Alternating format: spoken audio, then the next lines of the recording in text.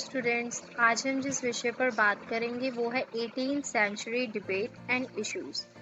इस वीडियो में हम देखेंगे कि 18th सेंचुरी की डिबेट क्या थी और किस विषय पर थी।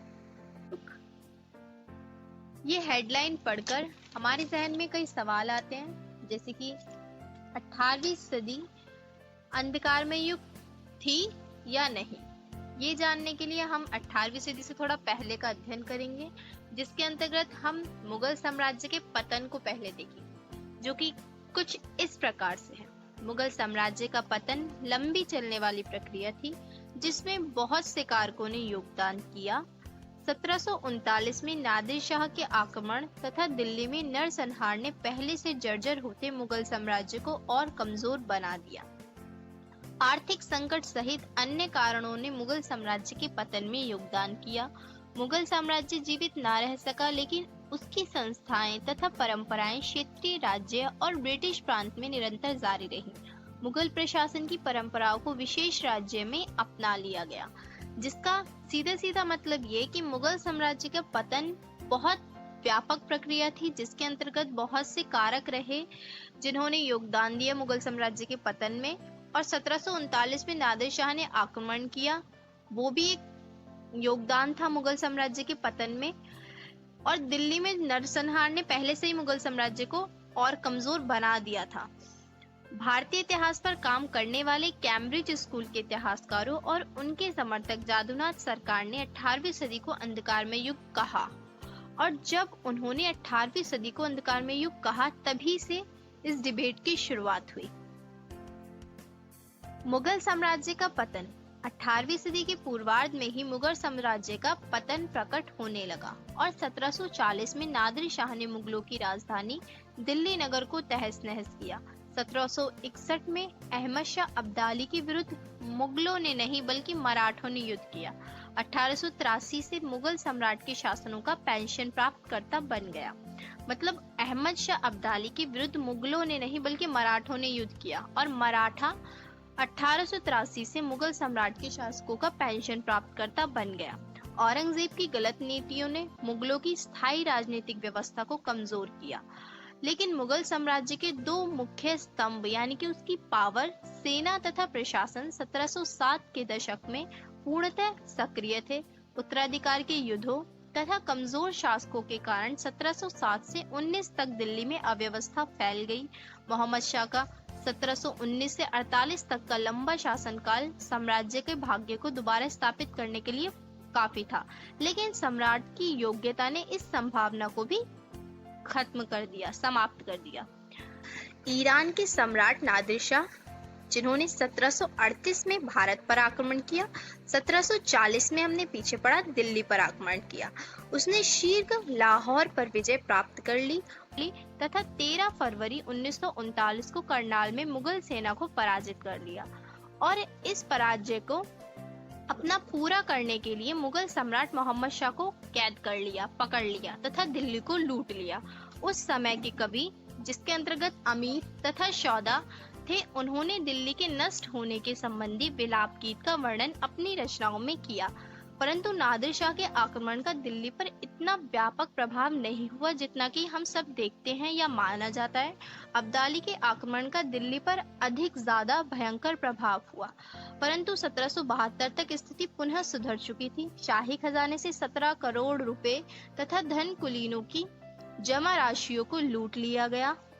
उसकी लूट से सबसे बहुमूल्य वस्तु, जिसमें मयूर सिंहासन तथा कोहिनूर हीरा था, उन्हें लूटा गया।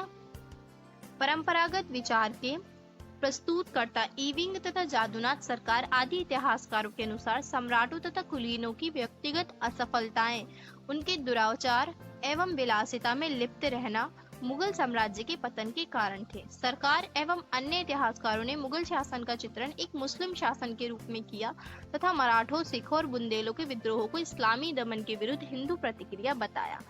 इसका मतलब है कि इविंग तथा जादूनाथ सरकार ने कहा कि मुगल साम्राज्य के पतन का कारण मुगलों मतलब राजाओं की और कुलीन अमीर वर्ग की गलत व्यवहार और उनका विलासिता में लिप्त रहना, मतलब महंगे आभूषण पहनना, और मदिरा पान करना, ये सब कारण बने मुगल साम्राज्य के पतन के।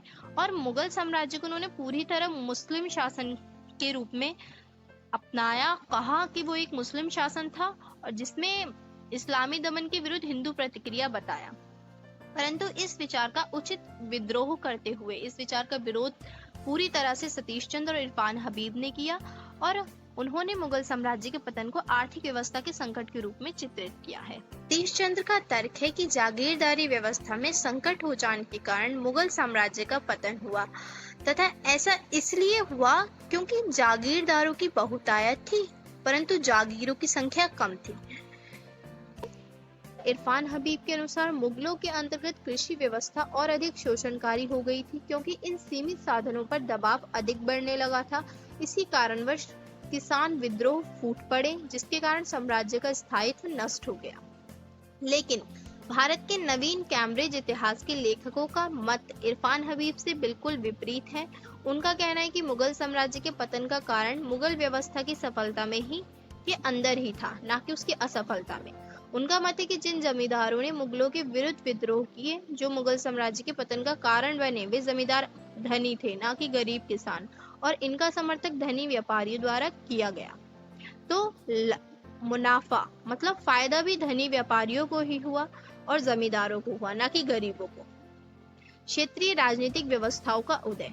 मुगल साम्राज्य के पतन के साथ साथ क्षेत्रीय राजनीतिक व्यवस्था का उदय 18वीं सदी की दूसरी महत्वपूर्ण विशेषता थी। इस समय साधारणतः पर 3 प्रकार के राज्यों का उदय हुआ। पहला उत्तराधिकारी राज्य जो कि मुगल साम्राज्य से टूटकर अलग हो गए। दूसरा नए राज्य की स्थापना हुई जो कि मुगलों के विरुद्ध विद्रोहियों द्वारा की गई। तीसरा स्वतंत्र राज्य जो कि ना तो मुगलों से अलग होकर हुए थे ना मुगलों के विरुद्ध थे, वो एकदम स्वतंत्र राज्य थे। उत्तराधिकारी राज्य के अंतर्गत हैदराबाद, बंगाल तथा अवध ऐसे 3 राज्य थे जहां मुगलों के अधीन प्रांतीय गवर्नर थे तथा जिन्होंने स्वतंत्र राज्यों की स्थापना की थी। राज्य दिल्ली से कई चरणों में अलग हुए। कुछ व्यक्तियों का विद्रोह सामाजिक समूह, समुदायों तथा क्षेत्रीय विद्रोह में परिवर्तित हो गया। जिस समय नादिर शाह ने दिल्ली पर आक्रमण किए तो अवध तथा हैदराबाद में मुगल शासकों की सहायता की। कुलीनों के विभिन्न गुटों के साथ अपने संपर्कों के कारण प्रांतीय गवर्नर केंद्र को नियंत्रित करने के लिए शक्तिशाली थे। हैदराबाद, बंगाल और अवध ये 3 राज्य उत्तराधिकारी राज्य थे। नए राज्य क्षेत्रीय राज्यों का दूसरा समूह या राज्यों या विद्रोही राज्यों का था जिनकी स्थापना मराठों, सिखों, जाटों और अफगानों ने मुगलों के विरुद्ध विद्रोह करके की थी। इन आंदोलनों का नेतृत्व कुलीनों के साथ ना होकर अक्सर समाज के साधारण नए आदमियों जिसके अंतर्गत अर्थात हैदर अली, सिंधिया और होलकर सरीखे लोगों के पास था। नए राज्यों में आते हैं मराठा, सिख, जाट और फर्रुखाबाद और रोहिलाखंड। तीसरा आ जाते हैं स्वतंत्र राज्य। दक्षिणी श्रेणी में वे राज्य आते थे जो ना तो ब्रिटिश साम्राज्य से अलग हुए थे और ना ही इन राज्यों का निर्माण दिल्ली के विरुद्ध विद्रोह करके किया गया था। पहला मैसूर, राजपूत राज्य और केरल, ये 3 राज्य स्वतंत्र राज्यों के अंतर्गत आते हैं। अब देखते हैं क्षेत्रीय राजनीति की कमजोरियां क्या थी। क्षेत्रीय राजनीतिक व्यवस्थाओं का उदय तो हुआ लेकिन इसकी कमजोरियां भी थी जो कि इस प्रकार थी। ये राज्य मुगल सत्ता को नष्ट करने के लिए पर्याप्त शक्तिशाली साबित हुए परंतु इनमें से कोई भी मुगल साम्राज्य के स्थान पर अखिल भारतीय स्तर पर एक स्थिर राजनीतिक व्यवस्था देने में सक्षम ना हो सका। एक मत के अनुसार ऐसा इसलिए था कि इन्हें 3 राजनीतिक व्यवस्था में ही कमजोरियां निहित थी। इन्हीं राजनीतिक व्यवस्था में ही कमजोरियां निहित थी। इनमें से कुछ ने, विशेषकर मैसूर ने आधुनिकीकरण की ओर प्रयास किए परंतु कुल मिलाकर वे तकनीकी एवं जीव विज्ञान में पिछड़ी हुई थी। ये राज्य आर्थिक गतिरोध की उस प्रक्रिया को ना बदल सके जिसने मुगल साम्राज्य की अर्थव्यवस्था को चौपट कर दिया। अब बात करते हैं ब्रिटिश शक्ति का उदय। तृतीय तथा 18वीं सदी की राजनीति की सबसे निर्णायक तथा दूरगामी विशेषता भारत में ब्रिटिश शक्ति का उदय एवं प्रसार था। इसने भारत के इतिहास में एक नए युग का सूत्रपात किया। फर्स्ट, व्यापारिक कंपनी से राजनीतिक शक्ति तक। इसके अंतर्गत एक तरफ तो उसने अपने व्यापार को संरक्षण प्रदान किया तो दूसरी ओर बंगाल के राजस्व पर अपना नियंत्रण कर लिया। उनका लक्ष्य था बंगाल के अतिरिक्त राजस्व को प्राप्त कर उसको बंगाल के सामानों पर खर्च करना। बंगाल से प्राप्त होने वाले सामानों के दाम 1765 में 4 लाख पाउंड से बढ़कर 1770 के दशक में 10 लाख पाउंड हो गए थे। सेकंड, दक्षिण भारत में आंग्ल फ्रांसीसी संघर्ष।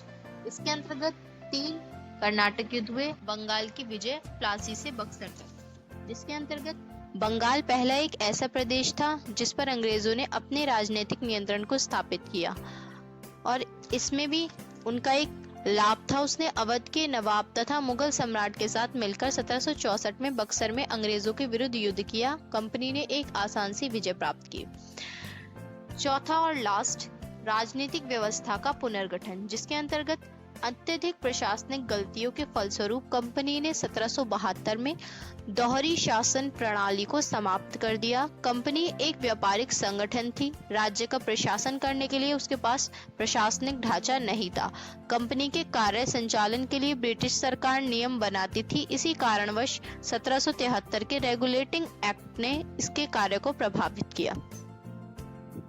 सारांश, ये स्पष्ट हो चुका है कि 18वीं सदी को अब एक अंधकारमय या अराजकतावादी युग नहीं माना जा सकता।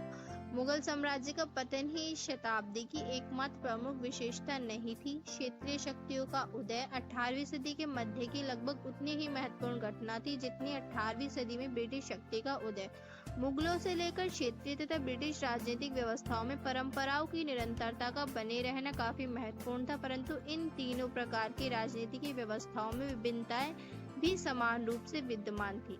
उदित होने वाली क्षेत्रीय शक्तियां 3 प्रकार की थी: उत्तराधिकारी राज्य, नए राज्य और स्वतंत्र राज्य। इन राज्यों की स्थापना सिखों, जाटों, अफगानों द्वारा की गई। थोड़े समय के लिए ही ये जीवित रह सके। क्षेत्रीय शक्तियां मुगलों का स्थान लेने में सक्षम ना हो सकी। ब्रिटिश शासन का मुख्य रुझान औपनिवेशिक अर्थव्यवस्था की ओर था, परंतु औपनिवेशिक संस्थाएं मुगल और अंग्रेजी संस्थाओं का मिश्रण थी। भारत में ब्रिटिश शक्ति ब्रिटेन की विश्वव्यापी साम्राज्यवादी व्यवस्था के एक अभिन्न अंग थी। तो यहीं पर हमारी ये बहस और इसकी इश्यूज समाप्त होते हैं। तो